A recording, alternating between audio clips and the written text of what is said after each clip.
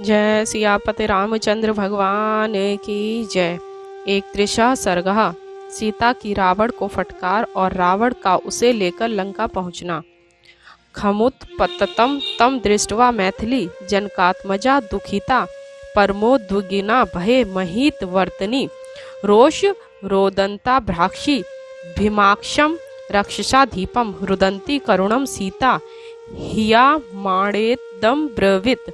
अपहरण की जाती हुई सीता को दुखित, अत्यंत उद्विग्न और भयभीत थी, जिसकी आंखें रोंदन और क्रोध के कारण लाल हो गई थी। वह आकाश मार्ग से जाते हुए भयंकर नेत्रों वाले राक्षसेश्वर रावण से आर्तस्वर में यह बोली, ना व्यपत्र पसे नीच कर्मणा नेन रावण ज्ञात्वा विरहिताम यन्मा चोरित्वा पलायसे।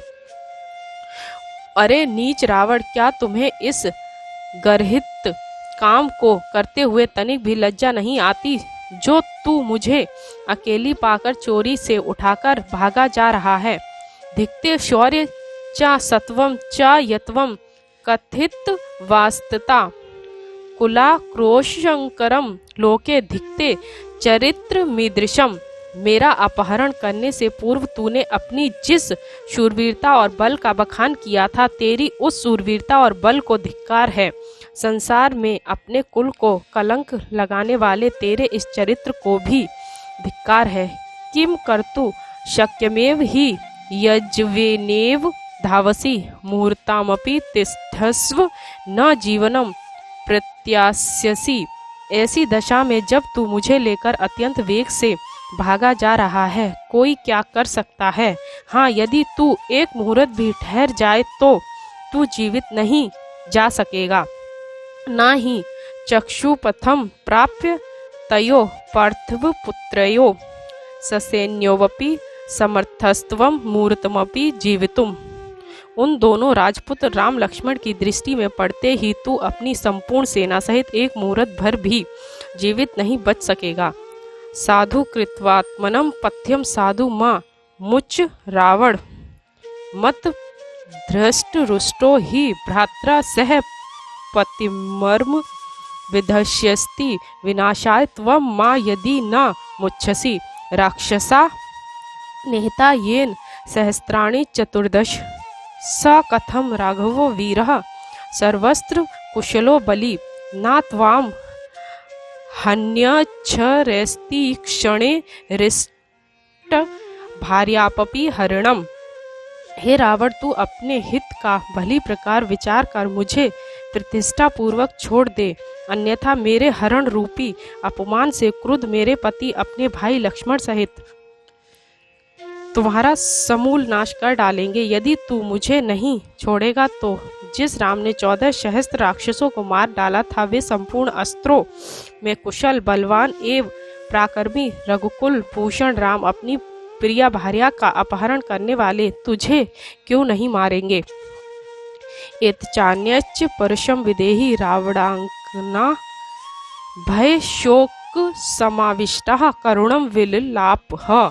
रावण की गोद में पड़ी हुई सीता भय और शोक से पीड़ित हो इस प्रकार के तथा अन्य बहुत से कठोर वचन कह करुण स्वर में विलाप करने लगी। हियमाणा तू विदेही कच्चिन्नाथम पश्यति ददर्श ग्रीष श्रृंग स्थान पंच वानर पुंडवान। रावण द्वारा इस प्रकार हरण की जाती हुई सीता ने आसपास किसी रक्षक को देखते हुए कुछ दूर पर्वत शिखर पर बैठे हुए 5 वानर श्रेष्ठों को देखा। तेषाम मध्य विशालाक्षी कौशियम कनक प्रभम उत्तरीयम वरारोहा सुभान्या भरणानी चा मुमोच यदि रामाय शंशिरुतिति। मैथिली वस्त्र मुत्सृज तन्मध्ये निक्षिप्तम सहस भूषणम। उस विशाल नेत्रा वरारोहा सीता ने स्वर्ण की भांति चमचमाते हुए अपने रेशमी वस्त्रों में अपने आभूषणों को बांधकर उन वानरों के मध्य में डाल दिया। वस्त्र में लपेट कर डाले गए आभूषणों को उनके मध्य में डालकर सीता ने यह आशा की कि ये लोग इन आभूषणों के द्वारा मेरे अपहरण के समाचार को श्री राम से निवेदन कर देंगे। संभ्रमातु 10 ग्रीवस्तकरम न सा बुद्धवान स चा पंपामतिक्रम्य प्रविवेश लंकापुरीम। घबराहट के कारण रावण सीता जी के इस कर्म को न जान सका। वह पंपा को लांघकर लंकापुरी में प्रविष्ट हुआ।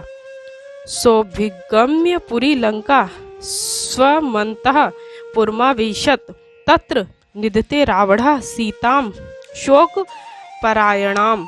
लंकापुरी में जा रावण ने अपने अंतःपुर में प्रवेश किया और शोकाकुल सीता जी को भी वहीं रख दिया।